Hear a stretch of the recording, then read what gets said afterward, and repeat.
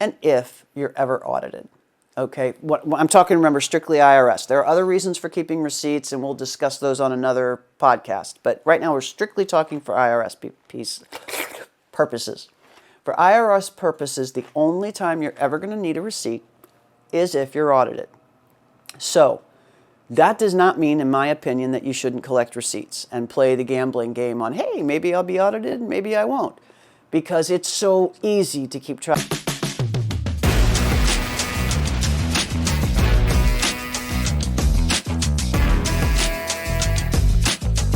And we're back again with the Cash Flow Podcast, one of the most popular topics ever with all of my clients, receipts. Everybody hates them. Here's the really cool part. I'm going to start out by saying there's good news about receipts. There's a couple pieces of good news about receipts that I don't think a lot of people know. Number one is, in the U.S., you do not have to have a paper receipt anymore. If you take a picture of it, if you scan it, if you do anything with it to create it electronically, you can throw away the paper. I know my handbag is really happy about that because the pile of stuff that got jammed in there or in the shoebox under my desk to be dealt with on another day was horrific. So one of the tips I want to give you right away is whenever you get something for your business, no matter what, you're buying office supplies, you're out at a meal for business, you're buying an airplane ticket, whatever it is, just take a picture of it. Keep a folder on your phone, where you keep your pictures, and just put them all in there. Like, at the very least, just do that. It's so easy that you can crumple up that piece of paper or shred it or whatever your, kind of your favorite thing to do with the paper receipt is, and never have to look at it again. But you've got what you need if there's ever an audit of your books. And so here's the thing with receipts. There are kind of two main reasons for receipts. One is to control spending in your business. And I'm going to circle back to that in a minute. But the other one is, the one that people are most familiar with, is so that when you take deductions, and we've done a number of podcasts on deductions, so please look back at old, not versions, what do we call these, episodes, and get any information you need on tax deductions. But if you do take tax deductions, for the most part, you have to have receipts. The two good pieces of news. One, you already know. Doesn't have to be a paper copy. You can take a picture of it. Second piece of good news, for most things, you only need a receipt for the IRS if it's over $75, okay? Now, that's huge. I don't know, for my business, there's a lot of stuff that falls under that $75 mark, and I don't need to keep receipts in it for it anymore for the IRS purposes. Now, a couple of exceptions, and these may have changed. Again, this isn't tax advice, just something to double check with your tax advisor or your accountant or your bookkeeper before you kind of put this in action. Anything we say here is just me sharing my opinion, and you always want to check with your own team, your own finance team, to answer the other questions. But there are a couple of exceptions, and the couple of exceptions are around mileage, of course, because that's not a dollar amount that you get a receipt for. You keep track of the miles that you drive for business, and you don't have to keep a receipt for that, but you do have to keep a log. Okay, we covered that in a prior episode. The other is meals and entertainment. So when you're going to file a receipt because you're taking somebody else out to a meal or an entertainment event, then that is deductible, 50%. But no matter how much you spend there, even if it's under $75, you do need to have that receipt, and you do need to write on that receipt who you took and what you talked about, okay? So that's just one exception. The second exception, and I've heard, actually some people say this isn't necessarily an exception, so this is one of those gray areas, is hotel bills. Now, generally, you're not going to have a hotel bill anywhere in the U.S. that's under $75, but if you do, I'd still hang on to it because there's been some discussion about whether or not you actually need that breakdown. So other than those couple of exceptions, you really don't need receipts for anything under $75 because ultimately the IRS will be satisfied with you producing either an Amex statement or a bank statement that showed the expenditure. And that's, relatively new in the last few years. That, since I've been doing this work, well, it's going to show how old I am, that minimum has gone from $25 to $50 to $75. And $75 makes it kind of nice because you don't have to get receipts. Now, you want to take a step up from that and really make your life easy, okay? Yes, you can just take a snapshot of it, shove it into one folder. Every night, just take all your receipts, shove them in one folder on your phone. Piece of cake, that's easy. Another way to do it that's really, really cool is if you do have a bookkeeping software, like a QuickBooks or something like that, they now, for the most part, all let you do two things. One is email receipts right into them. So literally, it just goes and sits with your QuickBooks. Or you can take a snapshot of it right inside the QuickBook app on your phone, and then you don't even have to file the thing because it automatically gets filed with where your bookkeeping's done. And once that's done, even cooler than that is that when the bookkeeper does his stuff or her stuff, they'll automatically attach that receipt to the transaction.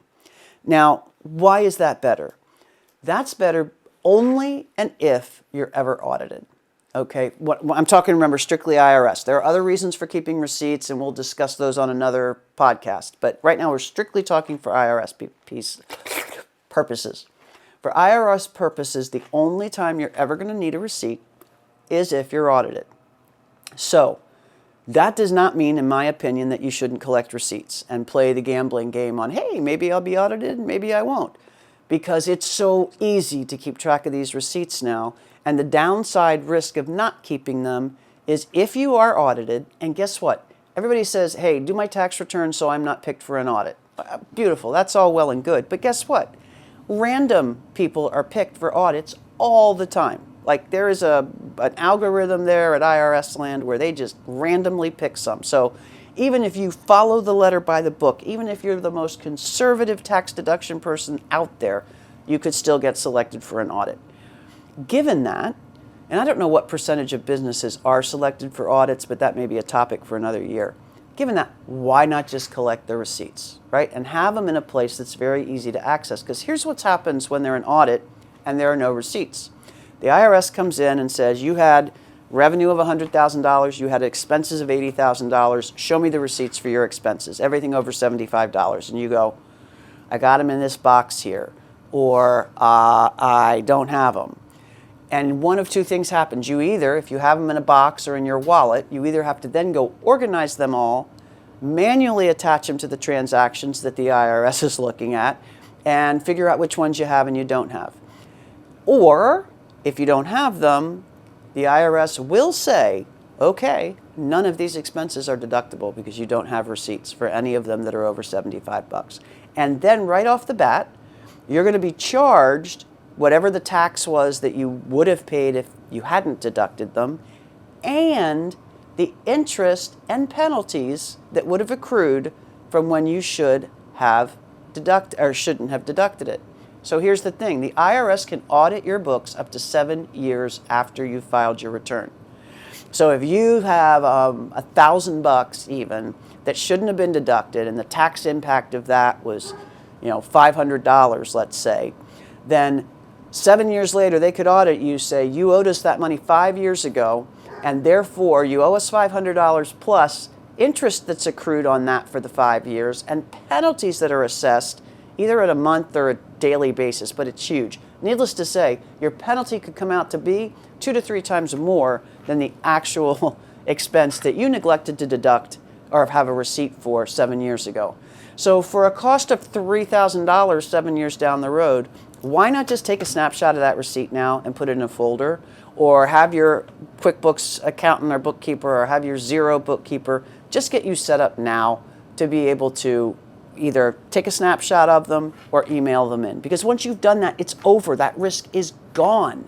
Anymore at that point, any expense you put that's got a receipt that's over $75, the IRS is not going to question as it relates to having receipts, okay? So that's the tax reason why, if receipts are important, you don't want to ignore them. The headache that will come later is much like insurance, right? You pay insurance so that when you have the catastrophic accident, you don't have to pay out bazillions of dollars. In this particular case, you pay the insurance by capturing the receipts. The bazillion dollars that you pay later, if you don't do it, is not just a bazillion dollars to you in tax and penalties, but you also have to pay for people to organize things. You have to talk to your accountant to have him try and explain expenses that don't have receipts. You have all sorts of out-of-pocket expenses, but you don't have any of that if your return's clean and you have those receipts attached. You probably don't even have to get your accountant involved. Again, this is not tax advice. I would get your accountant involved just to get it off of your chest. But your accountant will have everything they need and they won't have to bother you at all. So as insurance for yourself against a massive bill 7 years down the road, please just keep your over $75 receipts. And for meals and entertainment and hotels, keep under 75 receipts, keep all your receipts. And for mileage, keep track of your mileage with a log. Go get yourself the Mile IQ app for that. See a previous podcast to get more information there. But do this. It just saves so many headaches. It's a big thing that I make sure we put in place with all our clients, even myself, and I hate receipts more than most people, I would bet you. So there is your chat for this week on Cash Flow Podcast. I hope this has been helpful. Have any questions, drop them in the comments. We'll be sure to answer them. Before you go, please like and subscribe. If you happen to find this valuable, drop us a great rating as well. We want to get as much of this information out to as many entrepreneurs as we can. And I will see you next week. Have a great one.